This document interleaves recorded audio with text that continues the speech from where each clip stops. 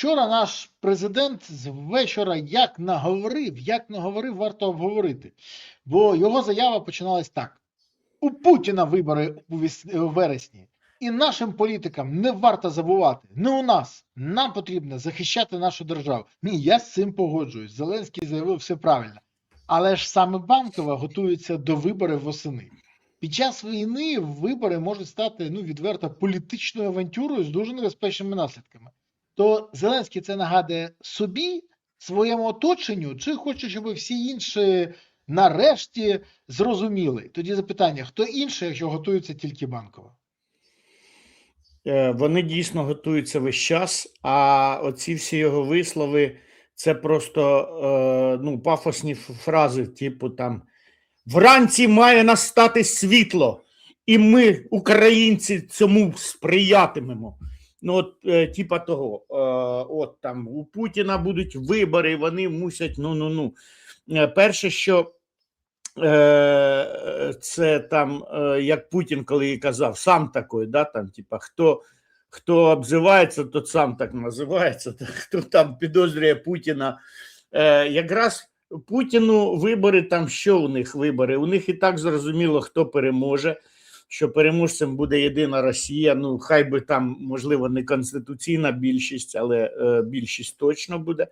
У них одна монобільшість, скажімо так, да? Відверто, ніхто б не виграв, голосувати буде за рішення Кремля. Виграють комуняки, голосують за рішення Кремля. Да. ЛДПР виграє, той же самий Слуцький, це ж міньйон Путіна. Знову, да. Хто б не виграв, всі будуть голосувати, як скажуть в Кремлі. І тому для них це більше процедурне питання, легітимізації такої, що дивіться, що у них вибори, це що все йде по плану. По плану Путін должен бути, там все як має бути, типу, щоб ніхто не сумнівався.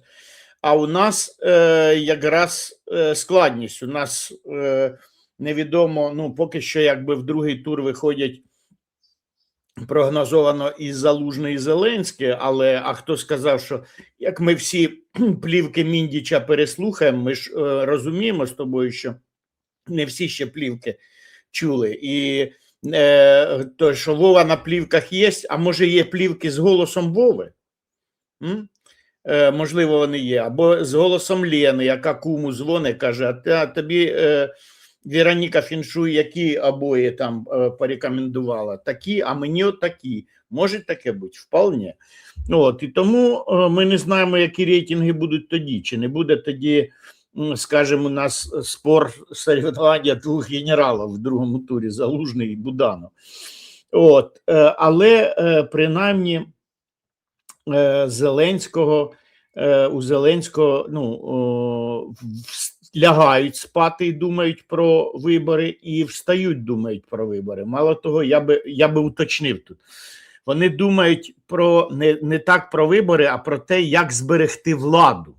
Зберегти і приумножити владу. Ми ж знаємо, що цей дурік Штілерман сказав, да, там, типа, найбільший конституціоналіст у світі, да, сказав, ні, давайте повернемо Конституцію зразка 96-го року, там, де у Кучми тоді було ще більше повноважень в плані, він вносив і кандидатури міністрів, не тільки і прем'єр-міністра він вносив, а Рада голосувала, але вносив він.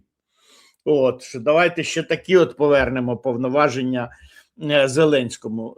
Хоча я більш ніж впевнений, що будь-хто із саме юристів скаже, що у Зеленського повноважень більше, ніж було у Кучми. З огляду, влади, скажімо, не повноважень, записаних в Конституції, а реальних важелів, впливу, можливостей у нього більше, ніж було у Кучми. Він контролює більше влади. І вони хочуть приумножити владу. Бачите, їм спокою не дає навіть там, типа, може, там, Володьку на царство давайте, да? Можна ж і так.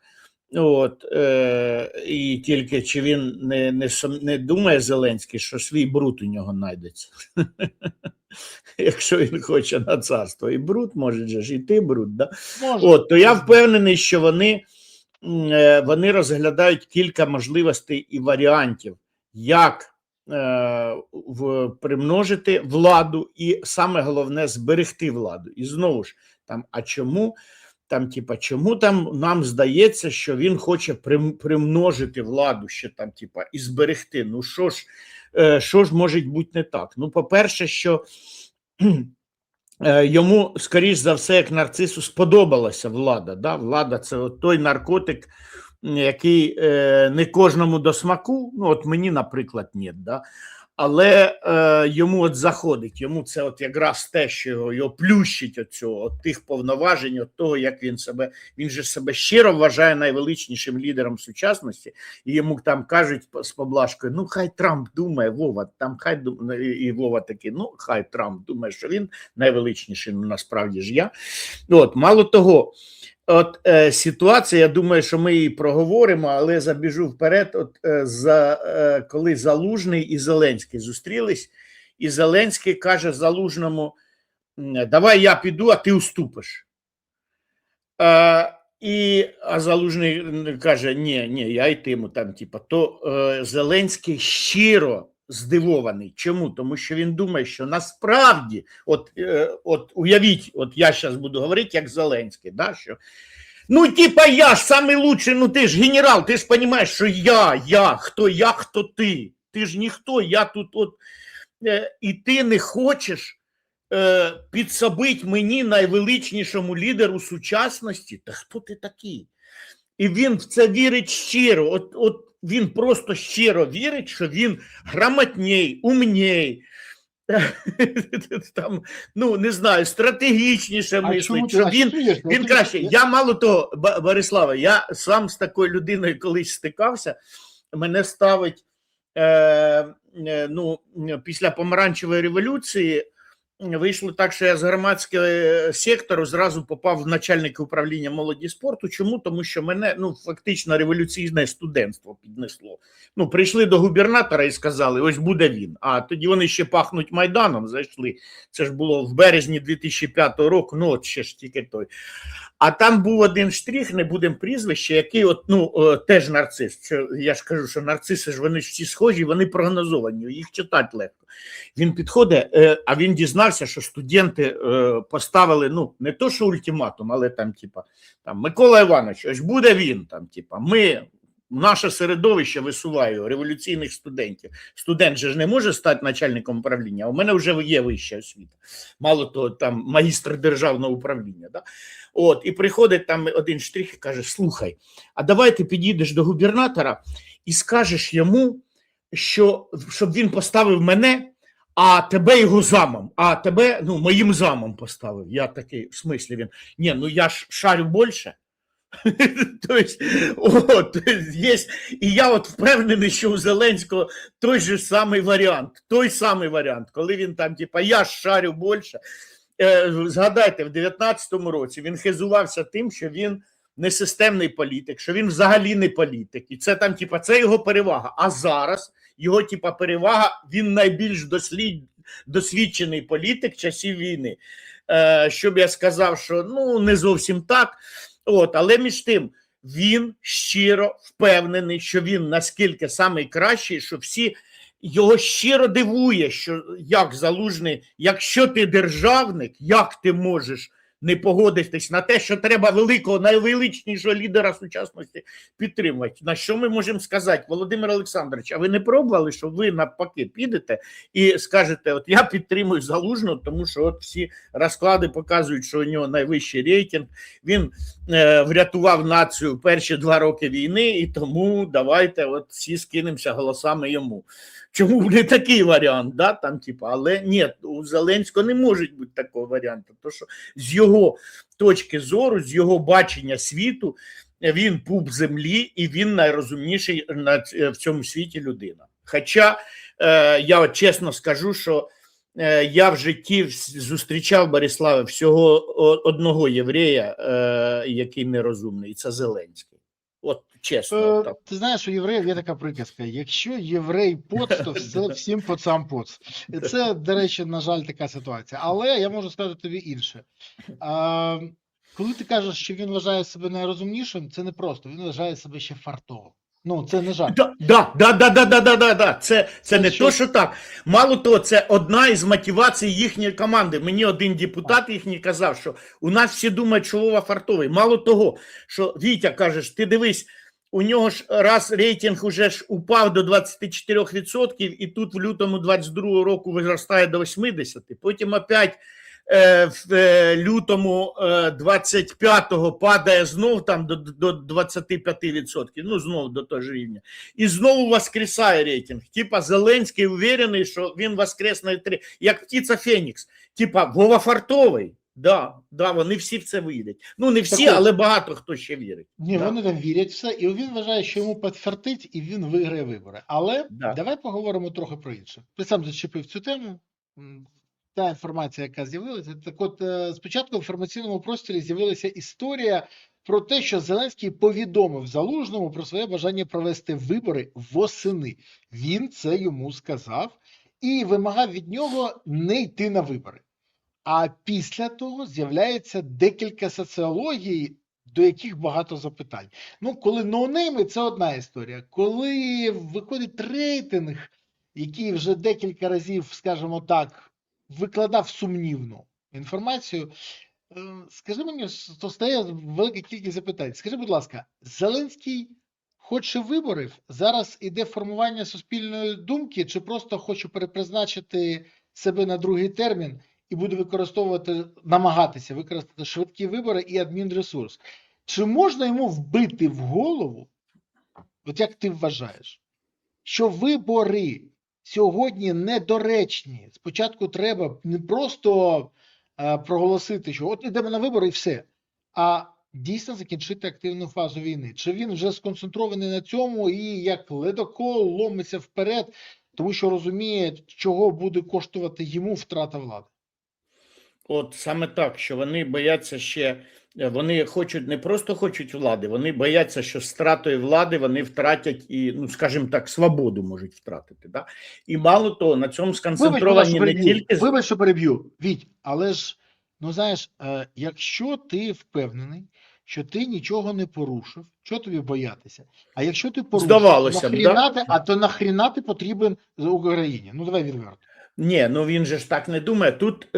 Тут же шизофренія. Тут з одного боку, те, що вони будували династію, вони десь глибоко в душі знають, що це крадені гроші і що так не можна, що це порушення закону. Але ж він же ж думає, що він же ж врятував Україну і цим він купив собі індульгенцію. Ну подумаєш, чуть-чуть там типа династії.